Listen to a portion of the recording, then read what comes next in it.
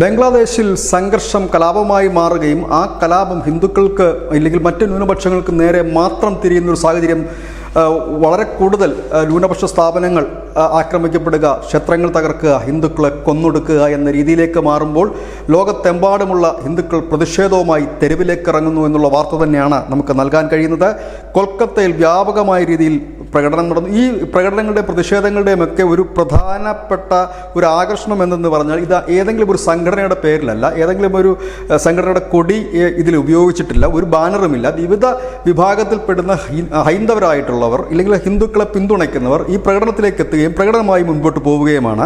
ചിലയിടത്തൊക്കെ മനുഷ്യച്ചങ്ങലയാണ് ബംഗാളിൽ ഈ ഹൈന്ദവ സമൂഹം തീർത്തത്. മറ്റ് ഇടങ്ങളിൽ മെഴുകുതിരി പ്രകടനം നടന്നു. ചിന്തകന്മാരും എഴുത്തുകാരും ഒക്കെ പങ്കെടുത്ത പ്രകടനം. ലോകത്തെമ്പാടും ഇത്തരത്തിൽ പ്രതിഷേധിക്കുവാനായിട്ട് വിവിധ ഹൈന്ദവ ഗ്രൂപ്പുകൾ, സംഘടനയല്ല, വിവിധ ഹൈന്ദവ ഗ്രൂപ്പുകൾ സോഷ്യൽ മീഡിയ വഴി ആഹ്വാനം നൽകിയിട്ടുണ്ട്.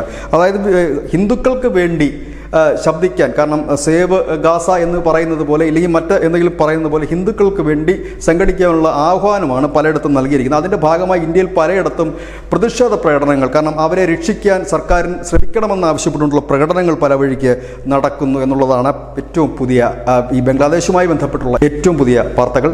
News desk news India Malayalam.